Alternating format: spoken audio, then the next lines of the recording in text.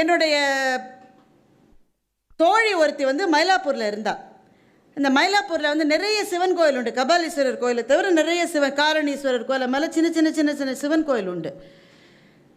அவளோடு சேர்ந்து கோயிலுக்கு போயிட்டு கோயிலில் விபூதி கொடுப்பாங்கல்ல, அந்த விபூதியை எடுத்துகிட்டு வந்து வீட்டில் இருக்கிறவங்களுக்கெல்லாம் கொடுக்கறது நம்ம செய்வோம். அதை அந்த விபூதியை நானும் ஃப்ரெண்டும் எடுத்துக்கிட்டு வந்து, ஃப்ரெண்டு எடுத்துகிட்டு வரல, நான் தான் எடுத்துகிட்டு வந்தேன். அவள் வீட்டில் இருக்கிற வழக்கை எனக்கு தெரியாதுல்ல, நான் தான் விபூதியை எடுத்துக்கிட்டு வந்தேன். வீட்டுக்கு வந்த உடனே அவங்க அப்பாவோ யாரோ இருந்தாங்க, இது கொடுத்தேன். உடனே சொல்லி போட்டுரு போட்டுரு போட்டுரு போட்டுரு போட்டுரு கீழே போட்டுரு. விபூதி தானே, என்ன நீங்கள் கடவுள் நம்பிக்கை இல்லாத கூட்டமாக? வீடு பார்த்தா ஃபுல்லாக சாமி படமாக இருக்குது. ஏன் விபூதியை போட்டுருன்னு? சிவன் கோயிலேருந்து விபூதி எடுத்துகிட்டு வந்தால் எங்கள் அப்பா கொன்னுடுவார். அவங்க அப்பா சொல்கிறாரு, சிவ சொத்து குலநாசம், கோயில் விபூதி கூட வீட்டுக்கு வரக்கூடாதுன்னு அவங்க அப்பா சொல்கிறார். அடப்பாவிகளா, 1000 ஏக்கர் ஏக்கராக வச்சுருக்கானே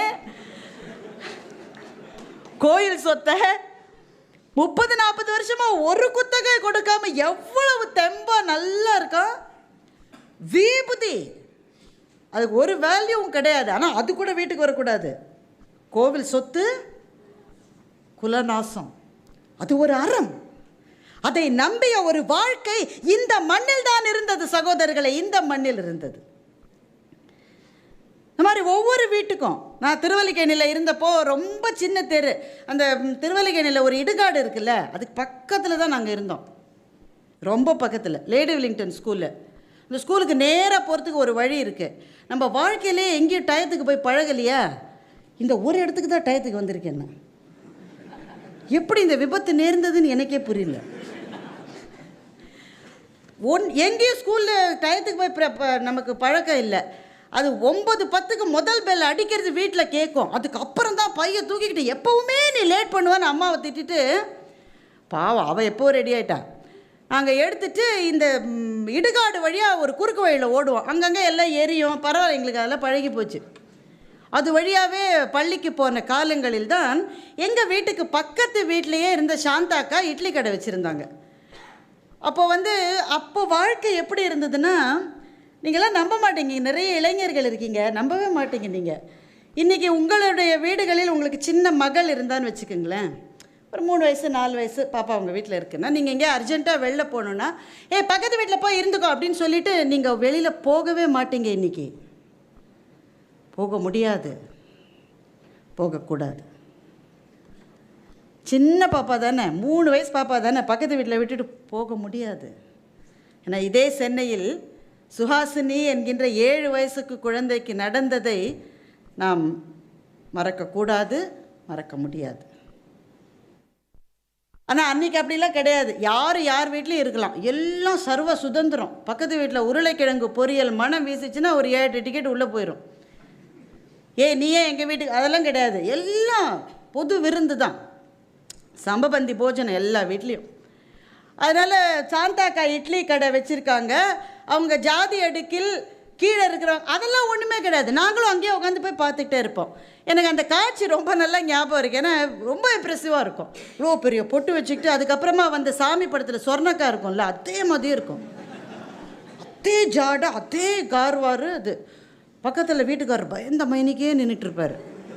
அதை ஏடா சம்மாவே நின்றுக்கிட்டு எப்போ பாரு அப்படின்னா அது வீட்டுக்காரர்கிட்ட பேசுகிறாருன்னு அர்த்தம்.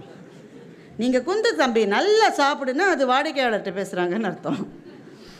இது வந்த உடனேயே அந்த ஒரு பெரிய அந்த குண்டானில் துணியில் தான் இட்லி வாக்கும்.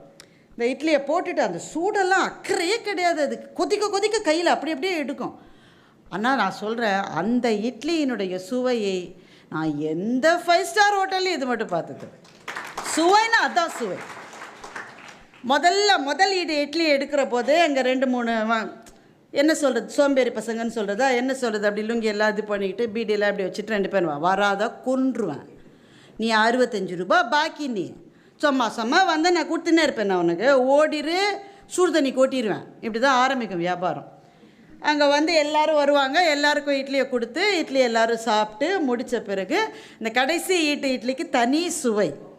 இந்த கடைசி இட்லி எடுத்துகிட்டு வீட்டுக்காரர்கிட்ட சம்மாவே நிற்கிறிய துண்ணு அப்படின்னு அவர்கிட்ட கொடுத்துட்டு, அந்த பாக்கி இருக்கிற 2 இட்லியை தான் சாப்பிட்றதுக்கு முன்னாடி அந்த சாந்தாக்கா என்ன பண்ணுனாக்க, நான் நின்றுக்கினே இருக்கா, உனக்கு வேறு தனியாக இன்விடேஷன் வைக்கணுமா, வா வந்து துண்ட்டு போ.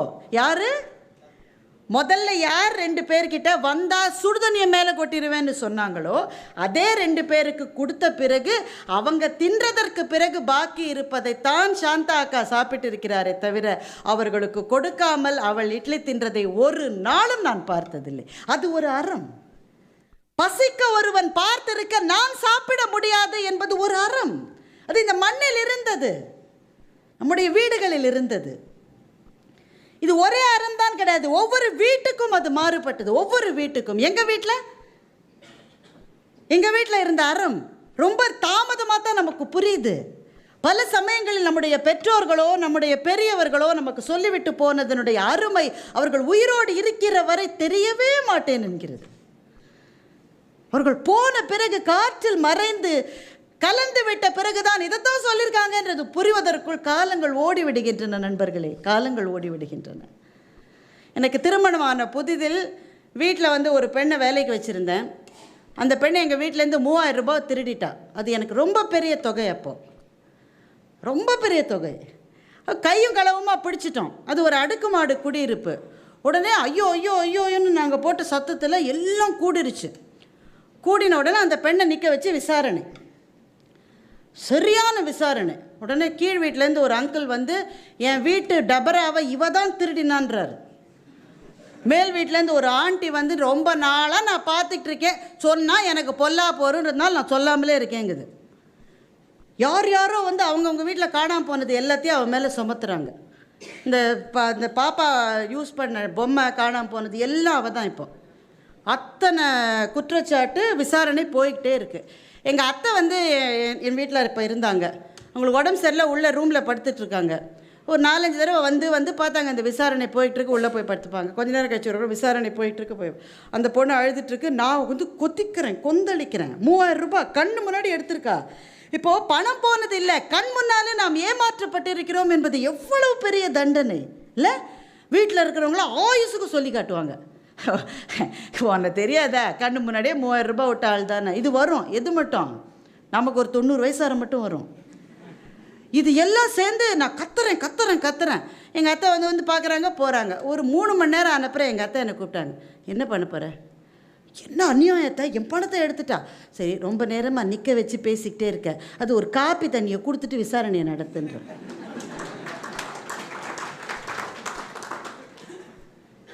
நான் அவங்க அறிமுக உரையில் சொன்னாங்க, நான் பிடெக் கெமிக்கல் இன்ஜினியரிங் MBAவும் படித்ததான் அவங்க சொன்னாங்க. எங்கள் அத்தா 3ஆம் கிளாஸ் கூட படிக்கலை, 3ஆம் கிளாஸ் கூட முடிக்கலை, பாதியிலே நிறுத்திட்டாங்க. ஆனால் திடீர்னு பார்த்தா வான அளவு வசரமாக இருக்காங்க. நான் ஒன்றுமே இல்லாமல் முன்னாடி ரொம்ப சின்னதாக ரொம்ப சீப்பாக முன்னாடி நிற்கிறேன். இந்த மண்ணினுடைய ஆதி விவேகம் தந்த அறம் அது நம்முடைய வீடுகளில் இருந்த அறம். என்ன பிரச்சனைனாக்க, எல்லா வீடுகளிலும் இப்படி ஒரு அறம் இருந்தது. அந்த அறம் காப்பாற்றப்பட வேண்டும் என்கின்ற கட்டாயமும் கண்டிப்பும் இருந்தது. அது இப்போது இருக்கிறதா நம்முடைய வீடுகளில்? இப்போ சில வீடுகளில் அதை கட்டாயமாக சொல்லுவாங்க. நீங்கள் எல்லாருமே உங்கள் ஃப்ரெண்ட்ஸ் வீட்டுக்கு போய் ஒரு 2 நாளில் தங்குவீங்க இல்லை? தங்கினா நீ நல்ல ஜாலியாக எப்படி வேணால் எப்போ வேணால் எந்திரிக்கலாம். நீ ராத்திரி 3 மணி மட்டும் கூட நீ பாட்டு போட்டு கேட்கலாம், என்ன வேணால் சாப்பிட்லாம், எப்போ வேணால் பீட்சா ஆர்டர் பண்ணிக்கலாம், ஜாலியாக இப்படி தான் நம்மளுக்கு சொல்லுவாங்க. அதாவது என்னென்னா ஒரு வரையறையும் கிடையாது, என்ன வேணால் செய்யணும். கேடு கட்டி நீ நாசமாக போனாலும் ஒன்றுமே இங்கே யாரும் கேட்க மாட்டாங்க. ஆனால் நாங்கள்லாம் சின்ன பிள்ளையா இருந்தபோது ஒரு வீடுகளுக்கு போனால் அந்த வீட்டில் என்ன முறையோ அது எங்களுக்கு முதலிலேயே சொல்லப்பட்டு விடும். முதலிலேயே அது சொல்லப்பட்டு விடும். சாப்பாட்டை எங்கள் வீட்டில் வேஸ்ட் பண்ணவே கூடாது. இலையில் வச்ச சோத்தை பாக்கி வச்சேன்னா எங்கள் அப்பா கொன்றுவார். அது மாத்திரம் செய்யாத, என்ன வேணுமோ அதை மாத்திரம் நீ போட்டுக்கோ. இந்த அறம் நம்முடைய பல வீடுகளில் இருந்தது. இந்த அறத்திற்கு பின்னால் இருந்தது சிக்கனம் என்று நினைக்கிறீர்களா? அல்ல.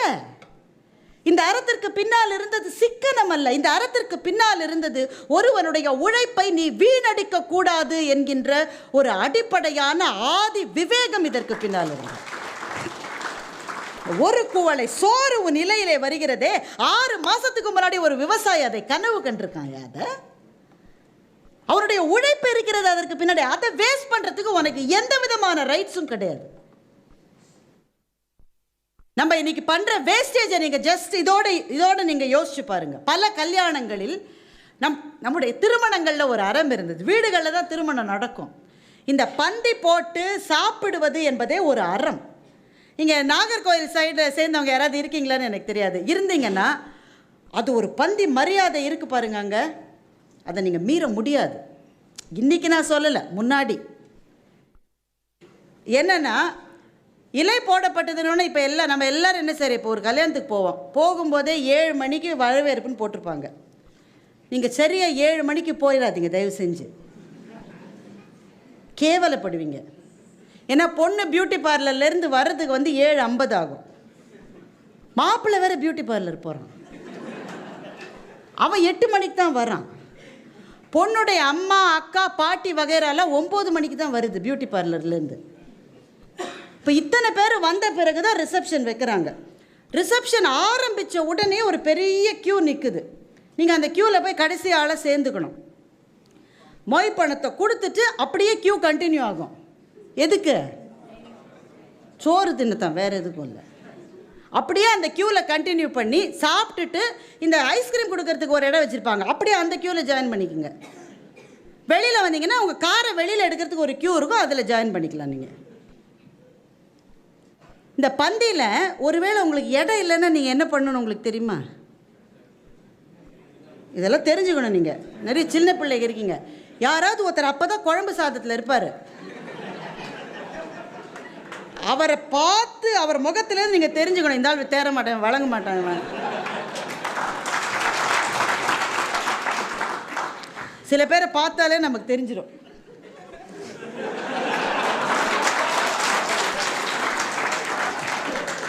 ரொம்ப சாதுரியமாக எனக்கு எதிரே உட்காராத நண்பருக்கு என்னுடைய நன்றி. இப்போ ராஜா சார் மாதிரி யாராவது இலையில் உட்காந்தா நம்பி நீங்கள் பின்னாடி போய் நிற்கலாம். ஏன்னா ரொம்ப கம்மியாக தான் சாப்பிடுவாருன்றது ஒரு தோற்றத்துலேருந்து நமக்கு தெரியும். அதுக்குன்னு எல்லாரையும் அப்படி நீங்கள் நம்பி ஏமாந்துட முடியாது. சில பேர் குழம்பு குழம்பு குழம்பு ரசம் ரசம் ரசம்ன்ற ரேஞ்சில் இருப்பாங்க. அவங்க பின்னாடி போய் நின்னீங்கன்னா அவ்வளோதான், 2 பந்தி முடிஞ்சிடும்.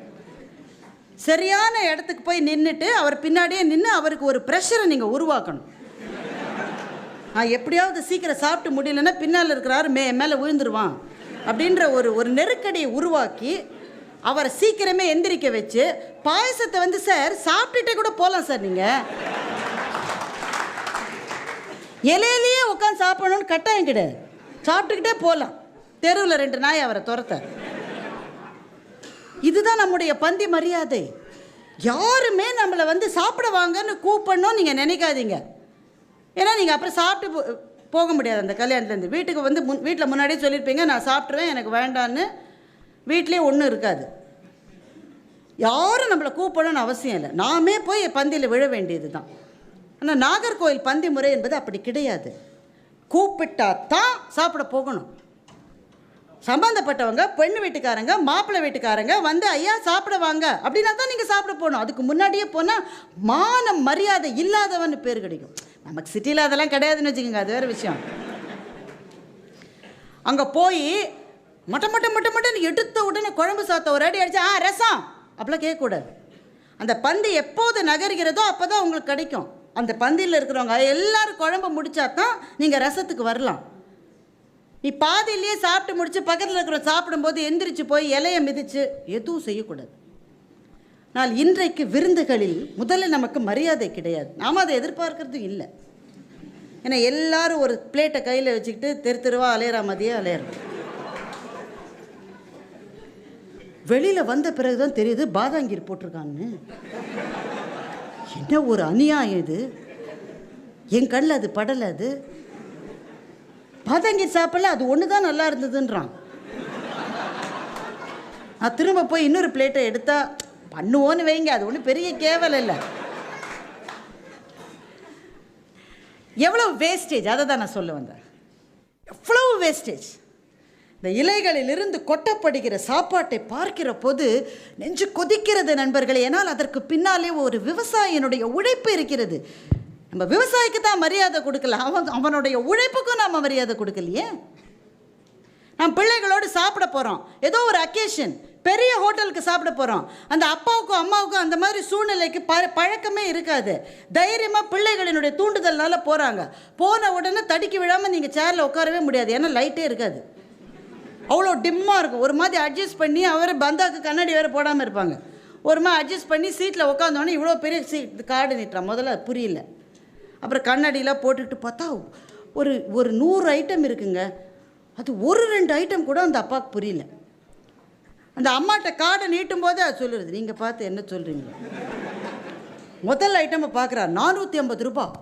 மின்சார அதிர்ச்சி தாக்குண்டது போல் இருக்கு அவருக்கு. எதுக்குடா 450 ரூபா? சூப்புக்கு. சூப் கேட்டுக்கு 450 ரூபாவாடா? அப்பா நீங்கள் சும்மா இருங்க. அந்த அம்மா கேட்குது, இங்கே இட்லிலாம் கிடைக்காதா? நான் அப்போவே சொன்னேன், அம்மாவை கூட்டிகிட்டு வராதா அவமானப்படுவேன்னு. அப்புறம் அவன் என்னவோ ஆர்டர் பண்ணுறாங்க, அந்த பேரே வாயில் வரல நமக்கு. பையன்தான் ஆர்டர் பண்ணுறான், ஏன்னா முன்னாடியே அவன் நெட்டில் அதை பார்த்துருக்கான். அவனுக்கும் தெரியாது, ஒரு பந்தா தானே வச்சுக்கோங்க. நெட்டில் பார்த்து ஆர்டர் பண்ணுறான். குழ வழன்னு ஏதோ வருது. இந்த காக்கா முட்டை படத்தில் கடைசியில் அந்த பையன் கேட்பான்ல,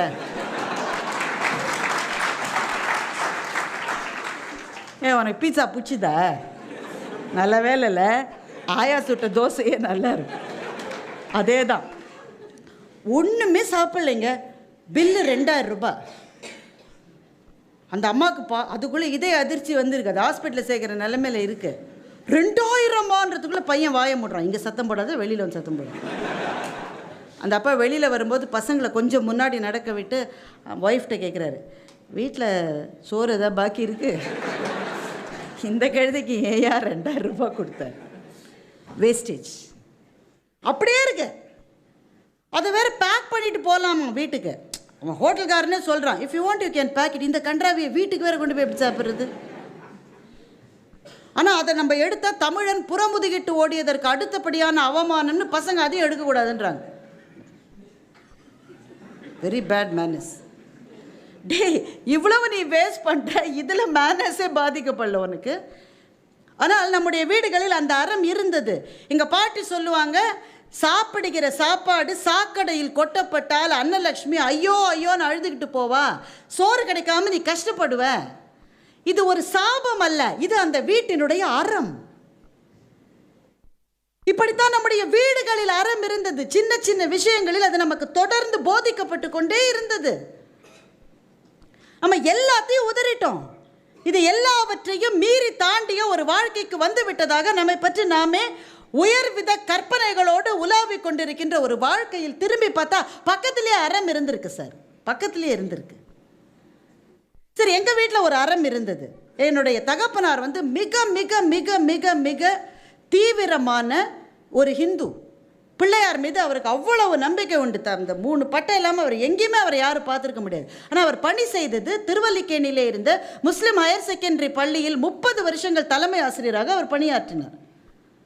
30 வருஷம். ஒரு ஹிந்து ஒரு முஸ்லீம் ஹையர் செகண்டரி ஸ்கூலில் 30, இன்னமும் அந்த பள்ளி இருக்குது. நாங்கள் அந்த பள்ளியோட இன்னமும் தொடர்பில் இருக்கிறோம். அப்பா இல்லை, ஆனால் தொடர்பு இருக்கிறது. அந்த பள்ளியினுடைய வளாகத்துக்குள்ளே அவங்களுக்கு ஒரு பிரச்சனை வந்தது. என்னென்னா, +2லாம் வந்த பிறகு எக்ஸ்டெண்டட் கிளாஸஸ். ஸோ அந்த நமாஸ்க்கு போக வேண்டிய நேரத்தில் வந்து பிள்ளைகளை வெளியிலே அனுப்ப முடியாது. அதனால் பள்ளி வளாகத்துக்குள்ளேயே ஒரு மசூதி கட்ட வேண்டும் என்று அவர்கள் முடிவெடுத்தார்கள். இந்த முடிவை செயல்படுத்தியது எங்கள் அப்பா தான். பைக்ராப்ஸ் ரோட்டில் இருக்கிற கடைகளில் பெரும்பாலும் இஸ்லாமிய அன்பர்களுடைய கடைகள் தான். ஒவ்வொரு கடைக்கும் போய் எங்கள் அப்பா டொனேஷன் வசூலித்திருக்கிறார். நல்ல ஃபுல் விபூதியோட. நாங்கள் வந்து சின்ன குழந்தைகள், எங்கள் அப்பாட்ட நாங்கள் வந்து கேட்டிருக்கோம், காலையில் எழுந்திரிச்சா பிள்ளையார் கோயிலுக்கு போகிறேன், மத்தியானம் ஆனால் மசூதிக்காக நீ வந்து டொனேஷன் கேட்குறியப்பா, என்னப்பா இது? எங்கள் அப்பா சிரிச்சுக்கிட்டே சொல்லுவார், பிள்ளையார் தான் மசூதி கட்ட சொல்லி எனக்கு சொன்னாரும்பார். என்னுடைய தகப்பனாருக்கு 80 வயதான போது, அந்த வயதுக்கு வருகிற போது அந்த சதாபிஷேகம்ன்ற ஒரு சடங்கை வந்து நடத்துவாங்க. இந்த ஹோமம் வளர்த்து நாங்கள் அதை செய்கிறோம். அந்த வயதில் இருக்கிற முதியவர்களுக்கு தெரியும். உங்கள் நண்பர்கள் பல பேர் அப்போ வந்து ஒருவேளை இல்லாமல் கூட இருக்கலாம். பெரியவர்கள் நிறைய பேர் இருக்க மாட்டாங்க. உங்களை விட பெரியவர்கள் அந்த வயசில் இருக்கிறது கொஞ்சம் கஷ்டம். எங்கள் அப்பாவை வந்து மாலையெல்லாம் போட்டுக்கிட்டு நல்ல ஒரு சிவாஜி கணேசன் ஸ்டைலில் தான் எங்கள் அப்பா நடப்பார். அது கண்ணு முன்னாடியே இருக்குது. அவரை 2 பக்கமும் பிடிச்சிக்கிட்டு அந்த ஹோமம் நடக்கிற மேடைக்கு யார் கூட்டிகிட்டு வந்தாங்க தெரியுமா? முஸ்லிம் ஹையர் செகண்டரி ஸ்கூலில் அவரோடு வேலை பார்த்த 2 இஸ்லாமிய ஆசிரியர்கள் தான் அவர் அந்த ஹோமம் நடக்கிற மேடைக்கு கூட்டிகிட்டு வந்தாங்க. உங்களுடைய சடங்கு என்ன, உங்களுடைய வழிபாட்டு முறை என்ன, நீங்கள் நம்புகின்ற தத்துவம் என்ன, நீங்கள் வழிபடுகிற கடவுள் என்ன, எல்லாம் முக்கியம். எல்லாவற்றையும் விட மனிதம் முக்கியம் என்பது எங்கள் வீட்டில் இருந்த அறம்.